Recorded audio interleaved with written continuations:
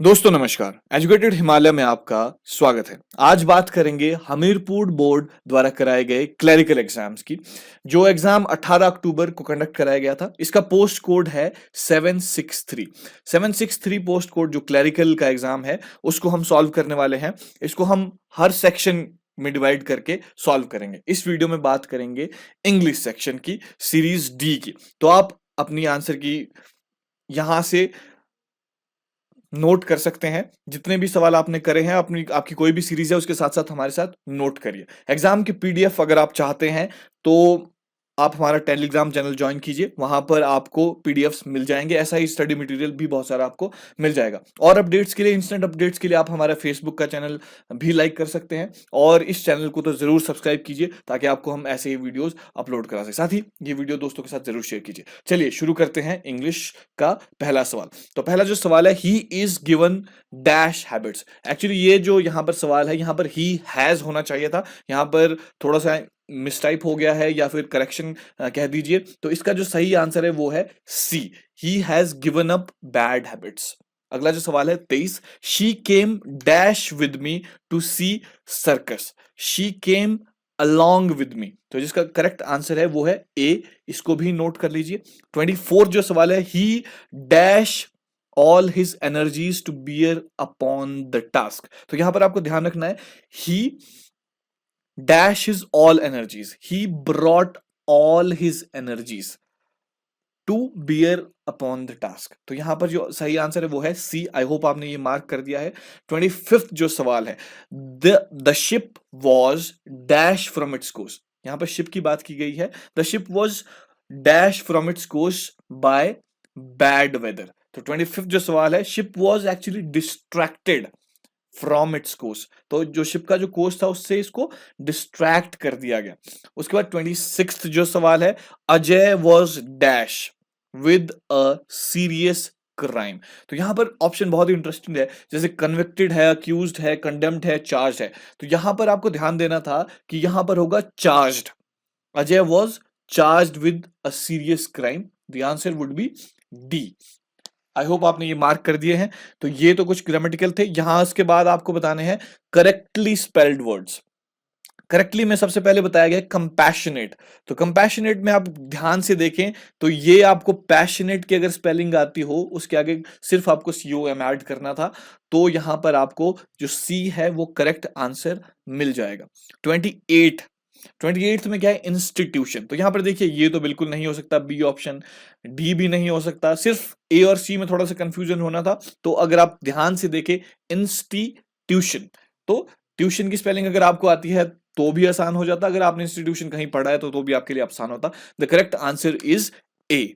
उसके बाद सिंसियरली, जो आप बचपन से एप्लीकेशन लिखते आए हैं उसमें सिंसियरली अगर आपको याद हो तो इसकी जो स्पेलिंग होती है, 29 सवाल की बात कर रहा हूं, ये है ऑप्शन बी, SINCERELY।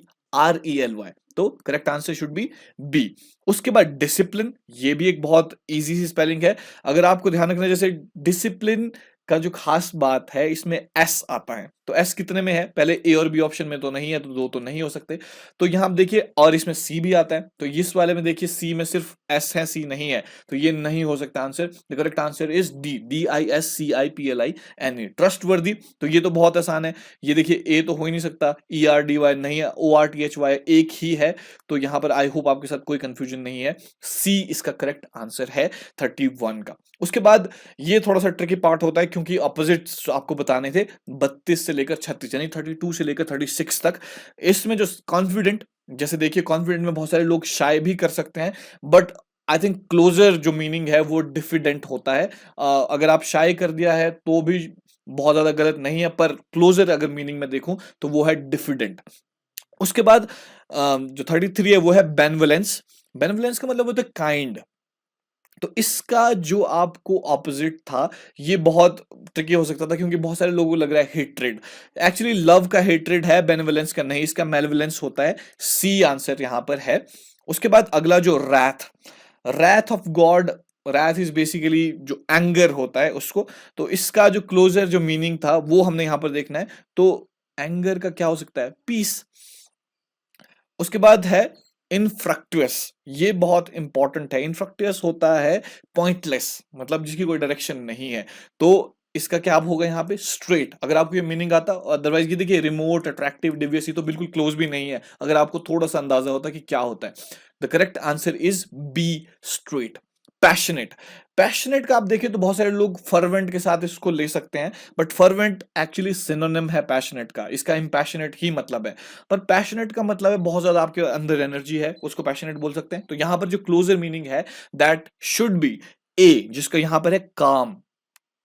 उसके बाद 37 से लेके 41 तक वन वर्ड सब्स्टिट्यूशन है, ये भी आपको ध्यान से करने थे। अब यहां पर सबसे पहला जो सवाल है वो है 37 में है एन असेंबली ऑफ हियरर्स।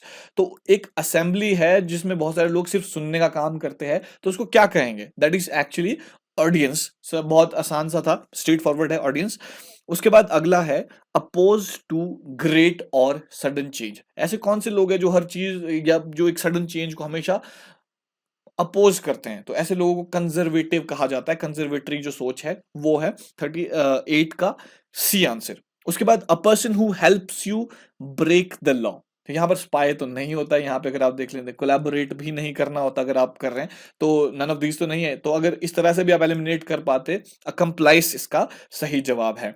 उसके बाद 40 में अ person who has long experience. किसी भी इंसान को अगर किसी चीज में बहुत ज्यादा एक्सपीरियंस है तो हम उसे वेटरन कैंपेनर कहते हैं। बहुत सारी स्पोर्टिंग फील्ड में ये टर्म यूज की जाती है। तो आंसर इज डी। उसके बाद 41 पीपल इन रियॉट। जो एक किसी रियॉट में भाग लेते हैं उन लोगों को क्या कहा जाता है? उन लोगों को कहा जाता है mob. The correct answer is C. तो अब आप मुझे बताइए कि आपके इंग्लिश में से कितने मार्क्स जो है वो सही है इस आंसर की के हिसाब से। और जब हम पूरी की पूरी सीरीज बना दे तब हमें बताइएगा कि आपके पूरे जो मार्क्स है वो इस एग्जाम में कितने बन रहे हैं।